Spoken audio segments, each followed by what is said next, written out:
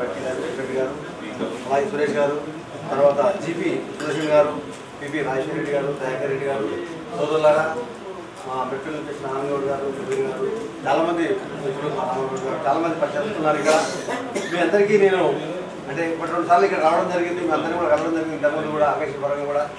అయితే ఈరోజు bar council ఎన్నికల్లో మీకు తెలుసు, తెలంగాణ ప్రభుత్వం వచ్చిన తర్వాత, తెలంగాణ గవర్నమెంట్గా రాష్ట్రం వచ్చిన తర్వాత 2 సంవత్సరాల కోసం బార్ కౌన్సిల్ ఎలక్షన్ 2018లో జరిగాయి. మరి 2020లో జరగాల్సినాయి, దాన్ని 5 ఏళ్ళకి పెంచుకున్నారు. ఎందుకంటే మనకు కొత్తది కాదు, పాతది అని చెప్పి ఒక బార్ కౌన్సిల్ ఆఫ్ ఇండియాలో ఒక రిజల్యూషన్ పాస్ చేసి 5 ఇయర్స్కి అయ్యారు. దాని తర్వాత మళ్ళీ సిఓపి పేరు మీద మళ్ళీ ఒక 2 ఏళ్ళు చేస్తే నేను అప్పుడు ఛాలెంజ్ చేశాను హైకోర్టులో, ఢిల్లీ హైకోర్టు, సుప్రీంకోర్టులో. లాస్ట్కి మనం సుప్రీంకోర్టు డైరెక్షన్స్ ఇచ్చి ఎలక్షన్స్ పెట్టడమే ఇవ్వడం కాకుండా షెడ్యూల్ కూడా ఇవ్వాల్సి వచ్చింది సుప్రీంకోర్టు. ఆ విషయం మీ అందరూ తెలుసు. మరి ఈరోజు మేము ముందుకు ఎందుకు వచ్చామంటే ఒక కొత్త ఎజెండాతో వచ్చాము. కొత్త ఎజెండా అంటే బార్ కౌన్సిల్ పర్యూ. మనకేంటి ఫస్ట్ ఏంటంటే బార్ కౌన్సిల్ చేయాల్సిన విధి విధానాలు ఏంటంటే ఒకటి ఎన్రోల్మెంట్ చేయడమే కాకుండా సంక్షేమం, న్యాయవాదుల సంక్షేమం పట్ల ఖచ్చితంగా బార్ కౌన్సిల్ అనేది రెస్పాన్సిబిలిటీ ఉండాలి. ఎందుకంటే వారి స్పెషల్ యాక్ట్ ఉంది, మీకు తెలుసు, వెల్ఫేర్ యాక్ట్ ప్రకారం మనం అందరం కూడా మెంబర్స్ అవుతుంటాం.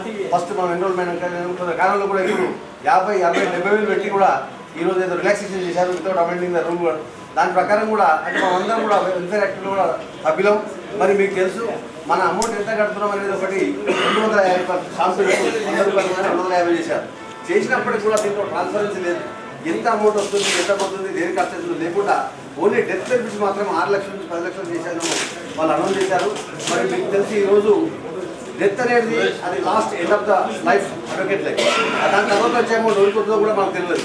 కానీ దానికంటే ముందు అడ్వకేట్ సంక్షేమం ఫస్ట్ ఏంటంటే వాళ్ళ హెల్త్, తర్వాత వాళ్ళ పెన్షన్ రూపంగా వాళ్ళ ఉద్యోగం వాళ్ళకి ప్రతి డిపార్ట్మెంట్లో వాళ్ళు పనిచేసినప్పుడు ఆ సంస్థ నుండి రిటైర్మెంట్ కాకుండా కానీ ఓల్డ్ ఏజ్లో వాళ్ళకి పెన్షన్ ఇవ్వాలి. సంస్థ చాలా బాధలో నేను తిరిగినప్పుడు చాలామంది అంటే ఎన్నియర్ అడ్వకేట్గా 40 ఏళ్ళు 50 ఏళ్ళు పనిచేసి పాపం వాళ్ళు ఇప్పుడు ప్రొఫెషన్ లేక చాలా ఇబ్బంది పడుతుండ్రు. వాళ్ళందరికీ కూడా డెఫినెట్గా ఛత్తీస్గఢ్ గవర్నమెంట్ 13,000 రూపీస్ పెన్షన్ ఇచ్చింది. అక్కడ గవర్నమెంట్ ప్రకటించింది, ఏది న్యాయవాదులకు కూడా. అంటే బార్ కౌన్సిల్ తీర్మానం దాన్ని చేస్తున్నారు. అట్లే ఢిల్లీ హైకోర్టు ఢిల్లీ గవర్నమెంట్ ఏం చేసింది, 5 లక్షల రూపాయల మన health insurance, 10 lakhs death benefits కూడా ఇబ్బందిని ప్రవేశపెట్టారు. అట్లా మనం కూడా గవర్నమెంట్ తోటి అంటే మన ఫండ్స్ సరిపోతుంది. గవర్నమెంట్ పోర్టల్స్ తీసుకొని మన గవర్నమెంట్ ద్వారా కూడా మనం అడ్వకేట్లు కూడా ఒక పెద్ద వ్యవస్థ 35,000 మంది సిఓపి అడ్వకేట్లను, ఓవరాల్గా 50,000 మంది అడ్వకేట్లు ఉన్నాం. అంటే పెద్ద స్ట్రెంత్ ఈ రాష్ట్రంలో ఒక అడ్వకేట్ల కూడా పెద్ద సంస్థ, పెద్ద వ్యవస్థ. మరి అడ్వకేట్లకు ఏమవుతుందంటే ఇక్కడ మనం యూనిటీ ప్రదర్శించుకోవడానికి ఒక వేదిక లేదు. ఎందుకంటే బార్ కౌన్సిల్ వాళ్ళు ఎన్నడూ కూడా బాలశ్రీలతో ఎలాంటి కోఆర్డినేషన్ లేదు. బాలశ్రీ ప్రెసిడెంట్లకు కానీ సెక్రటరీలకు కానీ ఎలాంటి సంబంధం లేకుండా వాళ్ళు ఏంటంటే వాళ్ళు ఏదో బార్ కౌన్సిల్ మెంబర్ అంటే ఇది ఒక ఇండివిజువల్ అన్నట్టు. అంటే మనకు తెలియాలి సమస్య ఏం తెలుస్తుంది, దాన్ని ఎట్లా పరిష్కరిస్తారో తెలుస్తుంది. దానిపైనే కాకుండా ప్రభుత్వం అనేది మన కోసం, మన ప్రజలదే. అయితే మేనిఫెస్టోలో పెట్టిన ఐటమ్స్ కూడా ఉన్నాయి. అందులో మీకు తెలుసు, ఏది ఇన్సూరెన్స్ అనేది గతంలో ఒక 100 కోట్ల రూపాయలు ఇస్తే టీఆర్ గవర్నమెంట్లో 2 లక్షల రూపాయలు 18 వరకు అడ్వకేట్లకు ఇస్తుంది. మరి ఆ తర్వాత ఎన్రోల్మెంట్ లేదు. ఆ 18 వరకు ఇచ్చే ఇన్సూరెన్స్లో కూడా డిపెండెన్స్ లేదు. తర్వాత ఇలా 2 లక్షల రూపాయల వాల్యూ మీకు తెలుసు. కార్పొరేట్ హాస్పిటల్కి పోతే 2 లక్షలు ఒక రోజు కూడా రాదు. మరి మంచి రూమ్ కూడా ఇవ్వరు. ఈ 2 లక్షల రూపాయలు సరిపోనే పరిస్థితి ఉన్నది. కాబట్టి ఖచ్చితంగా దాన్ని ఇప్పుడైతే అంటే చాలామంది న్యాయవాదులు ఏం కూడా ప్రదక్షిణ చేయాలని అంటే మనం ఎట్ ఏ టైం ఒకసారి ఒక ఫస్ట్ ఫ్లోర్ కూడా సెకండ్ ఫ్లోర్ చేయలేము. కాబట్టి నా తరఫున ఏంటంటే హామీ ఒక 5 lakhs ఇమీడియట్గా అందరూ అడ్వకేట్లకు. ఎందుకంటే ప్రభుత్వంతో మాట్లాడినప్పుడు వాళ్ళు 200 కోట్ల రూపాయలు అంటే 500 ఇవ్వాలి. కానీ ఈ సంవత్సరం మాత్రం 200 కోట్ల రూపాయలు మనకు బాగా పండుగ ఇంతకుముందు రెగ్యులర్ పండుగ వాళ్ళు ఇవ్వడానికి ఒప్పుకున్నారు. 200 కోట్లు ఈసారి ఈ సంవత్సరం రానున్న బడ్జెట్లో వస్తుంది. అంతే మన న్యాయవాదులు అందరూ కూడా ఫస్ట్ ఇన్సూరెన్స్ కవరేజ్ వస్తుంది. 5 లక్షల రూపాయలకు పెంచుతూ అందరు అడ్వకేట్లకు కూడా వచ్చే అవకాశం ఉంది. కాబట్టి అదొకటి నేను ఖచ్చితంగా దాన్ని ఎమ్మడి ఉండి అది చేయించగలుగుతా అనే ఒక హామీ. రెండోది ఏంటంటే మీకు తెలుసు, ఈరోజు బార్ కౌన్సిల్ అనేది ఒక సంస్థ. ఆ సంస్థ ద్వారా ఇక్కడ ఏమైతే రీజన్ లేదు. అంటే మెంబర్ ఎట్లా లెక్క అవుతారు. ఇప్పుడు హైదరాబాద్ చుట్టుపక్కల కలిసి 22,000 ఓట్లు ఉన్నాయి, 23,000 ఓట్లు ఉన్నాయి. మొత్తం తెలంగాణ రాష్ట్రంలో 35,000 ఉంటే ఒక హైదరాబాద్ చుట్టుపక్కల ఏదైతే లిమిట్స్లో హెచ్ఎండి లిమిట్స్లో అలా 23,000 ఓట్లు. అయితే ఏమవుతుంది, చాలా మంది అడ్డులు గెలిచి అక్కడే చూసుకుంటారు. ఇక పక్క ఊరు నిజామాబాద్ కాదు, ఇక ఆదిలాబాద్ కాదు, ఇక ఇలాంటి జిల్లాలకు ఎలాంటి రిప్రజెంటేషన్ లేకుండా పోతుంది. కాబట్టి రేపటి రోజున అంటే రూల్స్ అమెండ్ చేసుకునే పవర్ బార్ కౌన్సిల్ ఉంది. కాబట్టి ఆ మెంబర్లు కూడా డివిజన్ చేసి ఈ జిల్లాకు 8,000 మందికి అడ్వకేట్ ఇక్కడ ఒక మెంబర్ ఉండాలి కాబట్టి అది కూడా డిసైడ్ చేయడానికి కూడా ఆర్గనైజేషన్ పరంగా పనిచేస్తూ తర్వాత మన ముఖ్య ఇంకొక 2-3 సమస్యలు ఏంటంటే మీకు తెలుసు జ్యుడిషియరీ ఎంత పని చేస్తున్నారు. చాలామంది జడ్జెస్ కొద్దిగా రూడ్ బిహేవ్ చేసినప్పుడు కానీ లేకపోతే మన వాళ్ళు అంటే ఫేవరెటిజం చూసినప్పుడు కానీ దాన్ని అడుగున వ్యవస్థ దిగుతుంది. మనకు తెలిసి ఇవన్నీ వాళ్ళు ఎందుకంటే న్యాయం భక్తులనే మన ఏదైతే మనం లాస్ట్ రిసార్ట్ అనేది జ్యుడిషియరీ.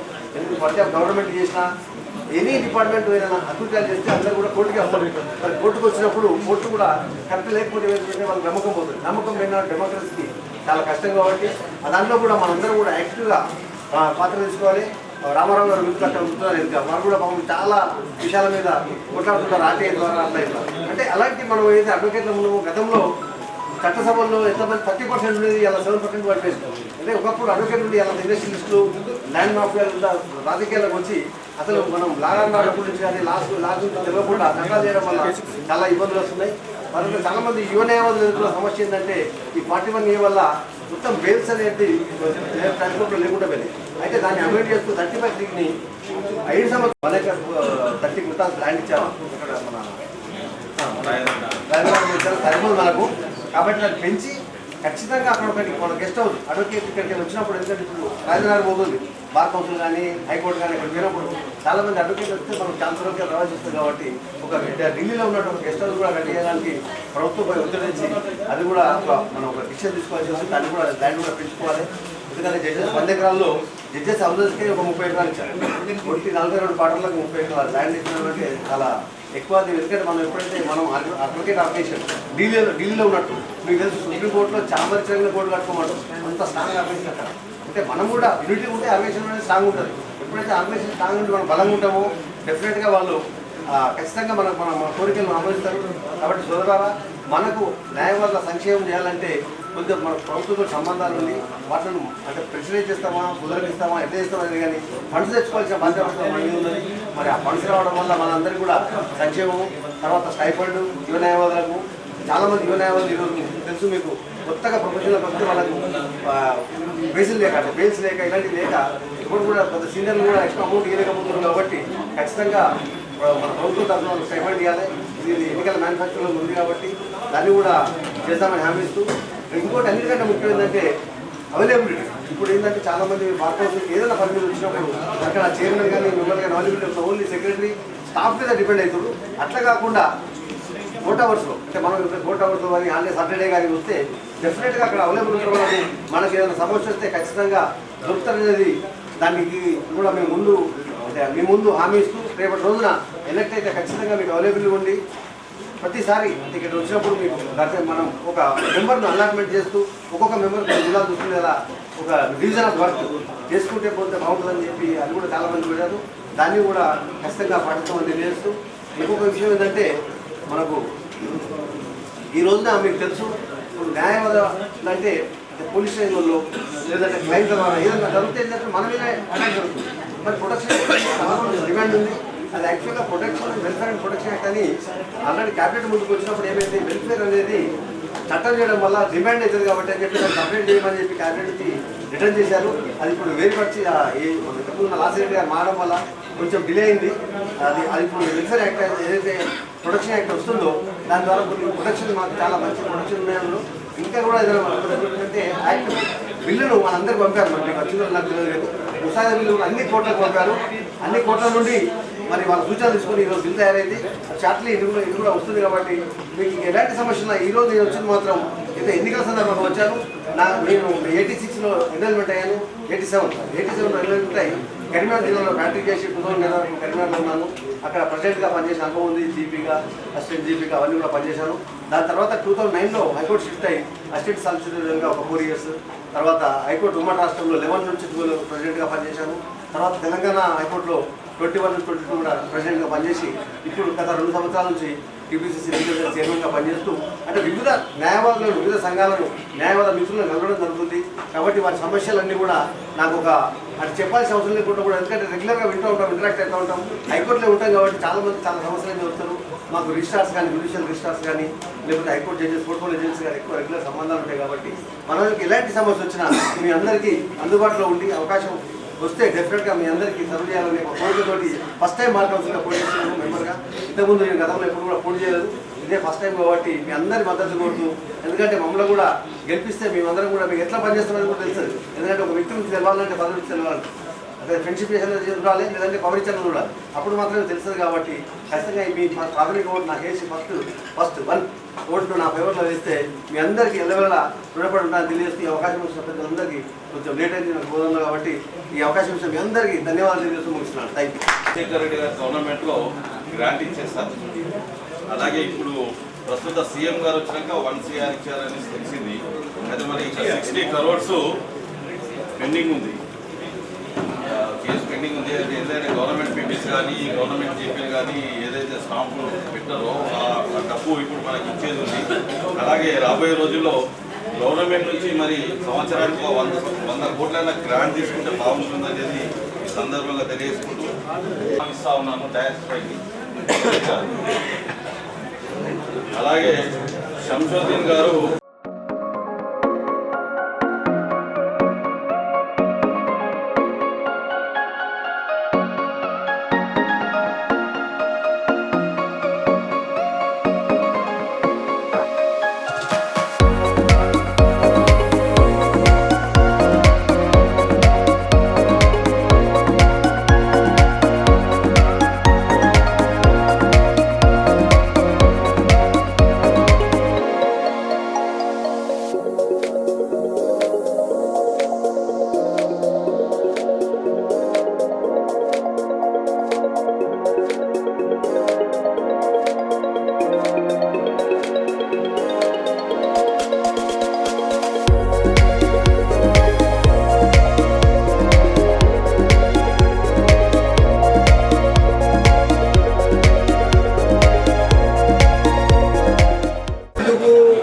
డబ్బులు లేకపోతే పోటీ చేసే వారి మీద ఏ కర్తవ్యం ఉన్నదో ఒక్కటే సార్, వారు ప్రభుత్వంతో ఉండే కోఆర్డినేషన్ లేకపోవడం వల్లనే మనము టికెట్ని 50 రూపాయలు 100 రూపాయల నుంచి 250 దాకా తీసుకుపోయాం. కానీ మీరు భవిష్యత్తులో గవర్నమెంట్ తోటి కోఆర్డినేషన్ చేసి దయచేసి ఏవైతే పార్టీ వాళ్ళు హామీలు ఇచ్చిందో ఆ హామీల ప్రకారంగా మనకు డబ్బులు తెప్పిస్తే అది మనం ఎవరికి కూడా ఇచ్చేయాల్సిన అవసరం లేదు. ఆ డబ్బులు కూడా మనం ఎవరికో అడగాల్సింది కాదు సార్. ఆ ప్రభుత్వం నుంచి మీరు కనుక 200 కోట్లు తెస్తే మా న్యాయవాదులకు ఏదైతే ఉన్నదో ఇన్సూరెన్స్ ఇప్పుడు ఇచ్చే 2 లక్షల రూపాయలు ఆ ఫెడరేషన్ వాళ్ళు కాకుండా మన బార్ కౌన్సిల్ వాళ్ళే 10 లక్షలు అంటే ఇచ్చే అవకాశం ఉంటుంది సార్. అదేవిధంగా మనకి ఇప్పుడు ఏదైతే 10 లక్షల రూపాయలు చేసిందో మీరు 200 కోట్లు ఇంకా చేస్తే మనం 20 కాదు మీరు అనుకున్నంత చేశారు. కనుక మేము ఏం చెప్పదలుచుకోలేదు సార్. అది మొట్టమొదటి బార్ కౌన్సిల్ తెలంగాణ ఏర్పడ్డ తర్వాత అది ఒక అడుగు అనేది వేసింది. మీరు ముందు అడుగు వేసి మా న్యాయవాదుల సంక్షేమం మీద ఇచ్చేయాలా. దాంతోపాటు సెకండ్ విషయం ఏంటంటే సార్, ఈ మధ్యకాలంలో న్యాయవాదులకు కానీ న్యాయమూర్తులు కానీ కోఆర్డినేషన్ అనేది బార్ కౌన్సిల్ చేయలేకపోతుంది. దయచేసి న్యాయమూర్తులకు ఏ విధంగా న్యాయవాదులపై చెలాయిస్తున్నారో దాని మీద బార్ కౌన్సిల్ సభ్యులు ఖచ్చితంగా దృష్టి పెట్టాలా. అప్పుడే న్యాయవాదులకు గౌరవం అనేది ఉంటుంది. 41A మన 41A రద్దు చేసిన తర్వాత ఇక్కడికి వచ్చినాక మనకి ఇవ్వకపోతే మనకు ఆయనతో కూడా వీళ్ళు ఒక నిజామాబాద్లో నాకు ఒక వ్యక్తి ఏమడిగిందంటే, సార్ నేను 420లో నేను 1,00,000 రూపాయలు పెట్టి పోలీస్ స్టేషన్లో బెయిల్ తెచ్చుకుంటా, నీకు 10 లక్షలు ఇస్తే మీరు తీసుకొస్తా అంటే మనం 10 కోట్లు ఇచ్చాం. కారణం ఏంటంటే మన నల్ల కోర్టుతోటి వాళ్ళు చదువుతుంది, మన నల్ల కోర్టు వాళ్ళని కించపరిచే విధంగా ఇచ్చేస్తున్నారు. కనుక దయచేసి బార్ కౌన్సిల్ ఖచ్చితంగా న్యాయవాదులకు న్యాయమూర్తులకు కోఆర్డినేషన్ కమిటీ ప్రత్యేకంగా పెట్టి మన విలువను పెంచాలని ఈరోజు నిజామాబాద్ బార్ కౌన్సిల్ ఎన్నికల సందర్భంగా రావడం జరిగింది. ఇక్కడ మన న్యాయవాదులు అందరూ కూడా చాలా ఉత్సాహంగా నా కోసం కొంచెం వెయిట్ చేసి లేట్ అయినప్పటికీ కూడా మంచిగా రిసీవ్ చేసుకున్నారు. వాళ్ళందరూ ముఖ్యంగా మా అధ్యక్షుడు గణేష్ గారు కానీ, దయాకర్ కానీ, తర్వాత మా రమేష్ కానీ, శ్యామ్ కానీ, గణేష్ గణేష్ కానీ, చాలామంది ఉన్నారు, సురేష్ ఉన్నారు, ఇర్ఫాన్, చాలామంది మిత్రులు ఇక్కడ ఉన్నారు నాకు. అందుకే వీళ్ళంతా కూడా మన లీగల్ సెల్లో చాలా యాక్టివ్గా పనిచేస్తూ ఈరోజు రానున్న బార్ కౌన్సిల్ ఎన్నికల్లో ఫస్ట్ ఓటేసి అత్యధిక మెజార్టీతో గెలిపిస్తానని నేను హామీ ఇచ్చారు. వారు ఏదైతే సమస్యలు ఉన్నాయో ఆ సమస్యలు కూడా నాకు తెలుసు. ఆ సమస్యలను నేను డెఫినెట్గా పరిష్కరిస్తానని వారికి హామీ ఇచ్చాను. ఆ సందర్భంగా వీళ్ళందరూ కూడా పేరు పేరున ధన్యవాదాలు తెలియజేస్తూ నిజామాబాద్ బార్ అసోసియేషన్లో ఉన్న అడ్వకేట్లందరికీ కూడా నా కృతజ్ఞతలు తెలియజేస్తున్నాను. Thank you.